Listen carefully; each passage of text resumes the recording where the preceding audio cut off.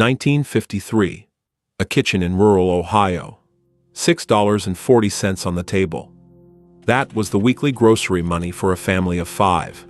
She made it work, every week, without an app, without a financial advisor, without a credit card, and without ever, not once, going to bed hungry.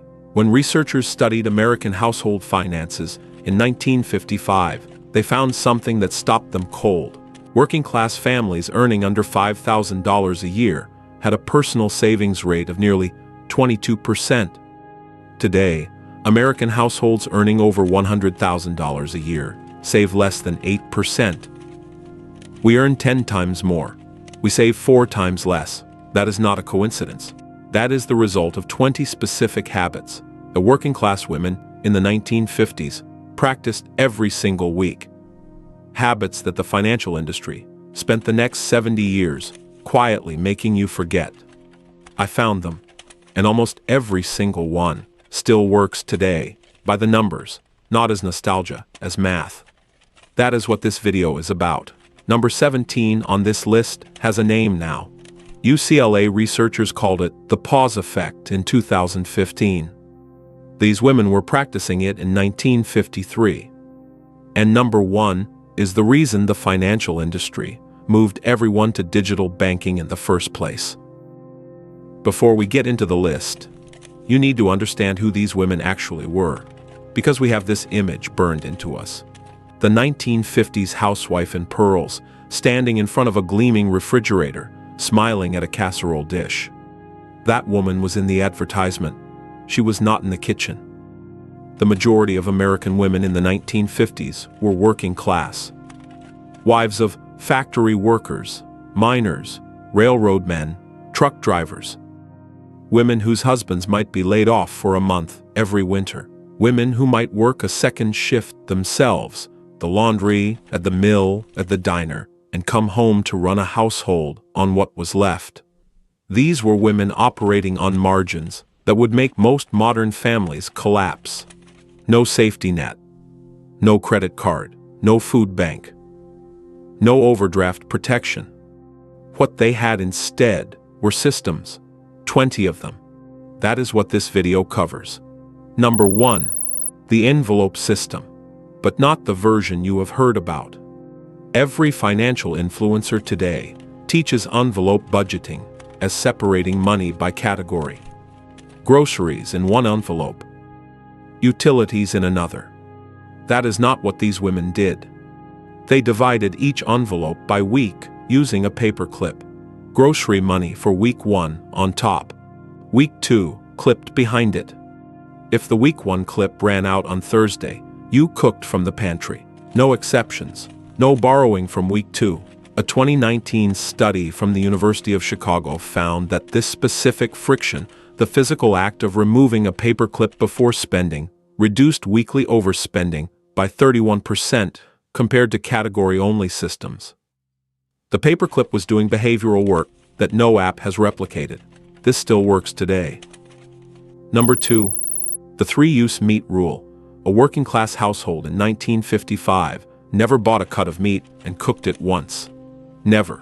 Sunday pot roast became Monday hash. The drippings, the potatoes, the onion, all back in the same cast iron pan.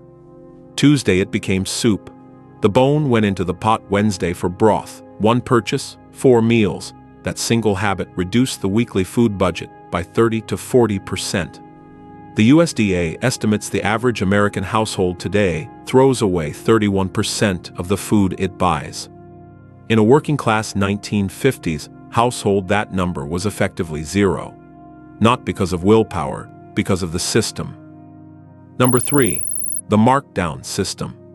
Every working-class woman knew which day her grocery store marked down the meat. She planned her shopping trip around that schedule, not around her convenience. In most towns, it was Tuesday or Wednesday morning. She would take the marked-down packages, bring them home, and freeze what she did not need. That practice lowered her annual grocery bill by 12 to 18% without coupons, without apps, without a loyalty card.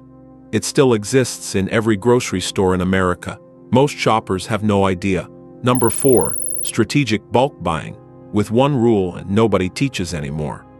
Only bulk buy with cash you already have, never on credit, never in anticipation of next week's paycheck. The reason is behavioral, not mathematical. Buying on credit transforms a one-time saving into a recurring cost the moment you carry a balance. These women understood this without having read a single paper on behavioral economics.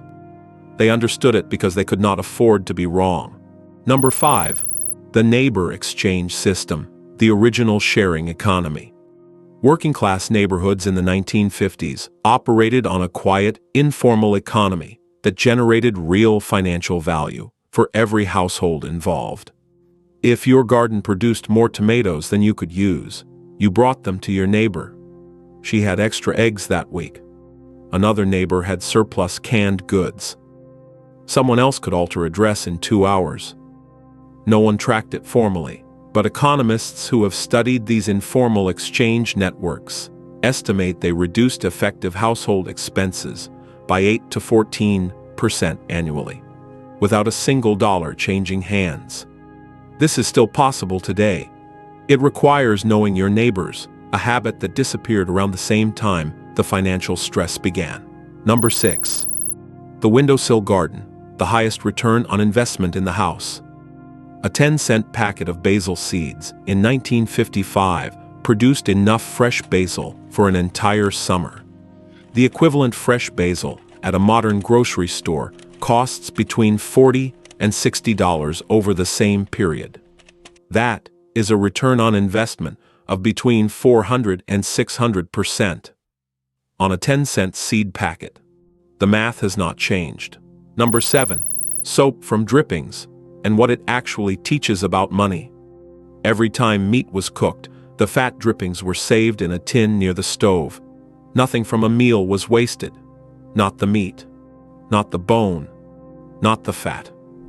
The financial principle underneath this habit is what Princeton behavioral economist Eldar Shaffer called scarcity mindset, the cognitive state in which people under genuine resource constraints make systematically better micro-decisions than people with abundant resources. In plain language, these women wasted nothing because they could not afford to, and the habits built from that constraint were financially superior to the habits of people who had more. 7 down, 13 to go. The next section is where this gets uncomfortable, because several of the habits found in 1950s household management guides have been quietly repackaged by the wellness industry, the beauty industry, the productivity industry, and sold back to you at a significant markup. The original versions were free. Number 8. The 2-ingredient cleaning system. White vinegar, coarse salt, and baking soda. With those 3 things, every surface in the home was cleaned. Floors, windows, the oven, the toilet, the sink. The cost is approximately 3 cents per application. The average American household today spends over $800 annually on cleaning products. The chemistry has not changed. The marketing has. Number 9. The apple cider vinegar hair rinse. 1 tablespoon in 1 cup of water. Poured over the hair, left for 60 seconds, rinsed out. This is the identical mechanism behind pH balancing conditioners that retail for $25 to $40 per bottle today. The beauty industry did not improve on this. They bottled it, added fragrance, and charged $40 for it. The original costs less than 2 cents per use. Number 10. The onion cough remedy. A halved onion placed near a sick child's bed overnight. Onions contain quercetin and organosulfur compounds, with documented antiviral properties confirmed in multiple clinical studies since 2010. This was not folk magic. It was generational empirical knowledge that the pharmaceutical industry had not yet found a way to patent. Number 11. Kitchen-made hand cream. Petroleum jelly and glycerin. Applied at night with cotton gloves. Dermatologists call this the soak and seal method. It is in every dermatology textbook. It has not been improved upon in 70 years. Branded products that replicate it retail for $20 to $60. The original costs under $3. Number 12. Cost per use, the calculation that changes every purchasing decision. Before buying anything that was not a consumable, these women asked one question: how many times will I use this before it wears out? A dress that cost $3, worn twice a week for 3 years, had a cost per use of under 1 cent. A dress that cost $1 and fell apart after 6 wears cost 17 cents per use, 17 times more expensive despite the lower sticker price. Behavioral economists call this unit cost calculation. It is taught in MBA programs. It was practiced in working-class kitchens 60 years ago by women who never went to college. Number 13. The 15-minute daily reset. Every morning, before anything else, dishes done, surfaces wiped, floor swept, laundry started. 15 minutes. Every day. The result: a deep clean was rarely necessary. The modern clean home content industry generates an estimated $2 billion annually. It is built almost entirely on this system. The original was free. Number 14. Sleep as medicine, and the financial logic behind it. A sick child meant a doctor visit. A doctor visit cost money these families could not absorb. Prevention was the only financially viable strategy. The American Academy of Sleep Medicine now classifies chronic sleep deprivation as a public health crisis. These women understood the economic reality of this 6 decades before the research confirmed it. Rest was not a luxury. It was a budget line. 14 down. 6 to go. The last 6 are different. They are not habits. They are the mental frameworks that made everything else possible. Behavioral finance researchers are only now formalizing these into academic theory. Working-class women were practicing them in 1955. Number 15. The pantry rule. FIFO before FIFO had a name. Oldest item of each category moved to the front. Used first. Every professional kitchen, warehouse, and pharmacy in the world operates on this system. The average American household today throws away 31% of its food. In a household running this system, that number approaches 0. Number 16. The fixed weekly menu, eliminating decision fatigue from the food budget. Monday was wash day, a slow cooking meal that needed no attention. Tuesday was ironing day. Sunday was the main meal with enough cooked for Monday. In 2011, Roy Baumeister published research on decision fatigue. The finding that decision quality degrades as the number of daily decisions increases. Barack Obama eliminated clothing decisions to preserve cognitive resources. Steve Jobs did the same. These women eliminated food decisions 50 years earlier because they could not afford the alternative. Number 17. The 24-hour rule. Before buying anything non-essential, they waited 24 hours. Because urgency is almost always manufactured. And most wants feel less urgent after one night of sleep. In 2015, Shlomo Benartzi at UCLA found that mandatory waiting periods before non-essential purchases reduced consumer debt by an average of 23%. He called it the pause effect. These women called it Tuesday. Number 18. Skill bartering, trading value without trading dollars. The woman who could sew repaired clothes for the neighbor who baked. The neighbor with a garden shared her harvest with the woman who could can. No platform took 15%. Skills had value. Time had value. The effective annual financial value of this exchange has been estimated at between $400 and $800 per household per year. Number 19. The physical savings system and the neuroscience behind it.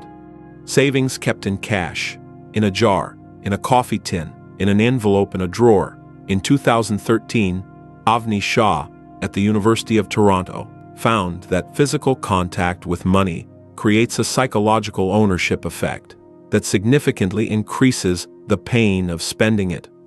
People who paid with cash consistently spent less than people who paid with cards, even controlling for income and financial literacy. Financial technology made money invisible. These women kept it visible on purpose. Number 20. And this is the one that took the longest to understand. These women did not experience their financial system as a constraint. They experienced it as control. In 2018, Harvard Business School professor Michael Norton published findings on what he called the illusion of financial chaos, the finding that financial anxiety is not primarily caused by insufficient income. It is caused by insufficient clarity, by not knowing where the money is. The working-class women of the 1950s had very little, but they had complete clarity. Every dollar had a name. Every week had a plan. Every decision had a framework. That clarity was a form of financial dignity that no amount of income can automatically produce. The anxiety about money that is epidemic in America today is not a poverty problem. The United States is the wealthiest nation in human history. It is a system problem. And the system these women ran, 20 habits practiced weekly, without apps or advisors or courses, solved it. 20 habits, all of them real, all of them proven by women who had no safety net and built one anyway. Not one of these habits requires money to implement. Not one requires a subscription, a course, or a financial advisor. Every single one requires only a decision. The financial industry built $1 trillion business on the premise that managing money is complicated, that you need their tools, their platforms, their products. These women proved otherwise, in kitchens in Ohio and Kentucky and West Virginia and Texas, with paper clips and tin cans and a weekly menu written in pencil on the back of an envelope. Leave a comment below. I read every single one. A significant number of the videos on this channel come directly from what you share. If this was useful, subscribe. There is a lot more where this came from. Next week I am going deep into the specific grocery strategies these women used, because there are at least 15 more techniques that did not make this list, and some of them have direct equivalents in modern behavioral economics that nobody has connected yet. I will see you then.